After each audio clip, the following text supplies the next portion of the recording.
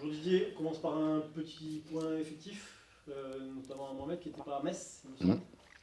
Est-ce que c'est un pépin ou est-ce que c'était un choix? Ouais, pépin en haut de la cuisse. On l'a ménagé encore cette semaine, donc logiquement, il ne devrait pas être dans le groupe. J'ai eu la chance de voir l'entraînement de mardi, je crois. J'ai vu une longue séance devant le but. Mm. Il avait besoin de travailler. Ouais, mais c'est aussi une façon aussi de rassurer certains joueurs. Voilà, je veux dire, aujourd'hui, on a trop d'occasions à mettre sans les mettre au fond. Voilà, donc c'est amener un petit peu de joie, amener un petit peu voilà, apprendre à marquer des buts, à cadrer déjà. Si on cadre, on a plus de chances de marquer que si tu la mets avec de la neige et tu touches les montagnes.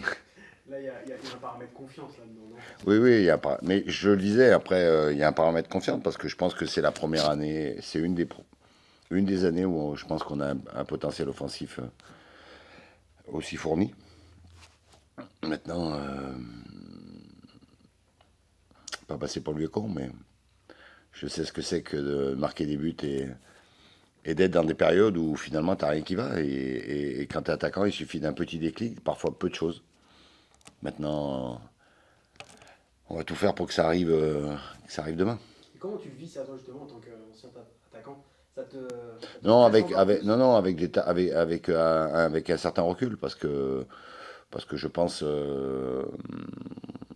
voilà, c'est pas en enfonçant le clou, c'est pas en disant, ouais, t'as pas marqué, t'as pas marqué. Je pense quand t'es comme ça, il faut se concentrer sur autre chose. Il faut se concentrer sur l'équipe, s'apporter à l'équipe, apporter au niveau générosité, au niveau qualité technique dans le jeu. Et puis, c'est plus dur à faire qu'à mettre en place, mais il faut que tu l'oublies, ce but. Il viendra. Il viendra, mais si tu es obnubilé par ça, voilà. C'est un peu comme dans la vie, hein. Quand tu es obnubilé par quelque chose, ça t'arrive rarement, hein. Est-ce qu'ils sont en demande de cette expérience que tu as par rapport à ça? Parce que j'imagine que tu as connu des périodes de Moi, doute. j'espère qu'il m'écoute un peu. Oui, c'est le but.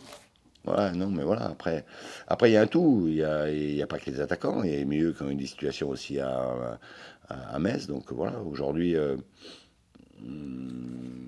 je l'ai dit, il y a deux facteurs. Il y a le facteur de Valenciennes où on n'est pas bon dans le jeu et finalement on gagne ce match. Et pour moi, à Metz, on a été très bon dans le jeu, mais on le perd.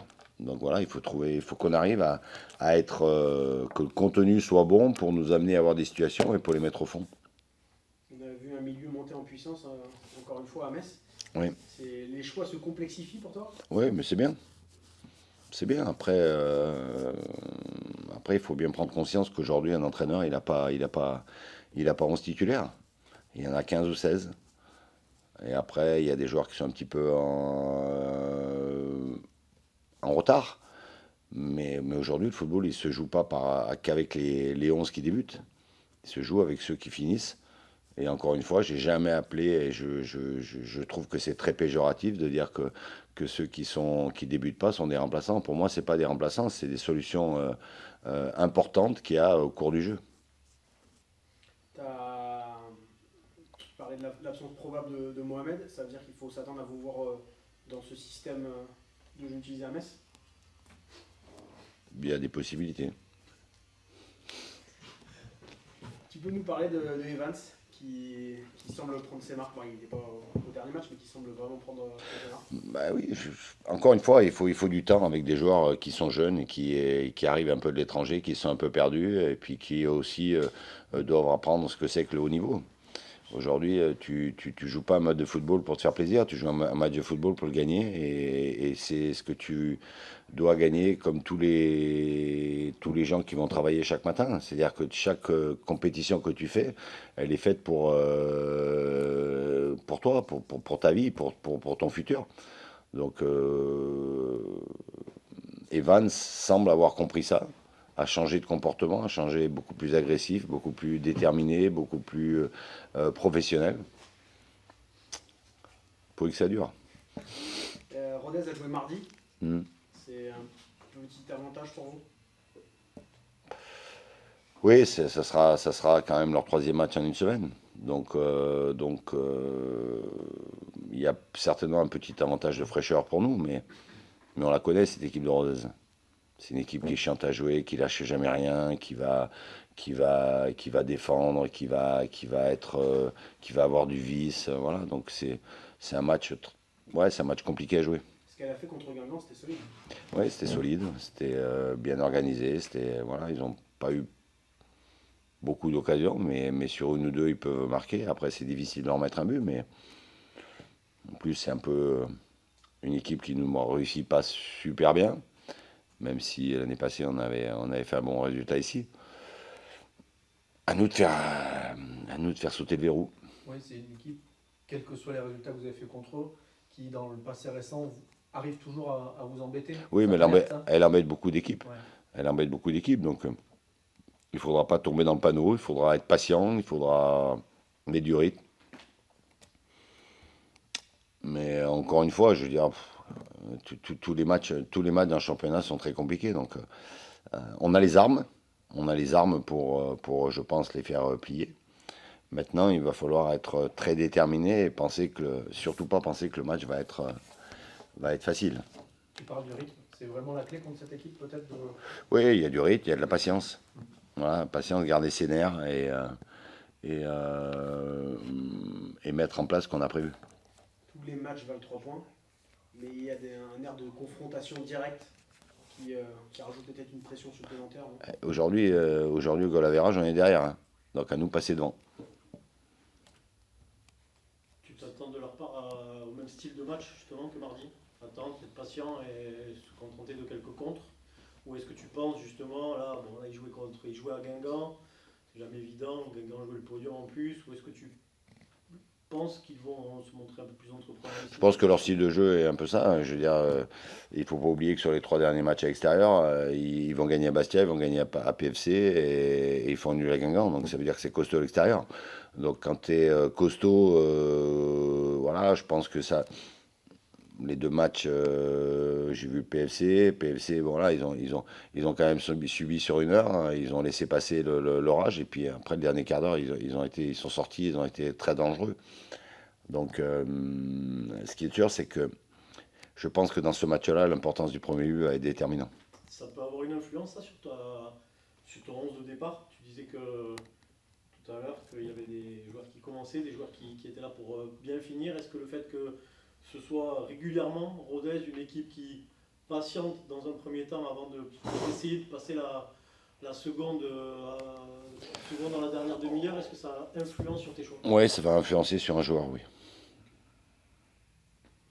Sur un profil qui me pense, qui je pense être plus intéressant de débuter, et un autre qui me semble plus intéressant de rentrer en cours de jeu. Un joueur par exemple qui aurait marqué en fin de match à Leval ou à domicile. J'ai des trous de mémoire. Tu crois au Père Noël? Merci Didier. Merci. Merci. Non, Didier, dernière petite question.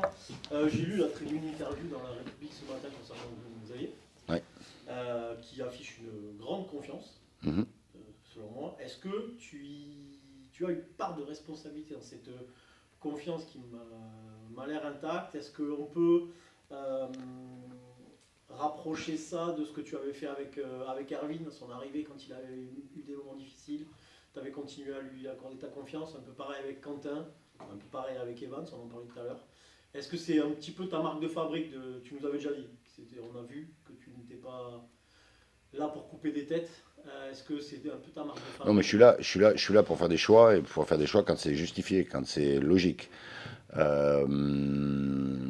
Je pense que dans la vie, et il le dit très bien, dans la vie, tu as des coups durs, tu as des mauvaises passes, mais dans l'ensemble du match, si on prend hors ces petits points qui sont très importants pour nous, parce que ça nous coûte des points, c'est évident, euh, il y a un comportement exemplaire. Il y a un comportement exemplaire dans les matchs. Donc, couper une tête quand tu as un comportement qui est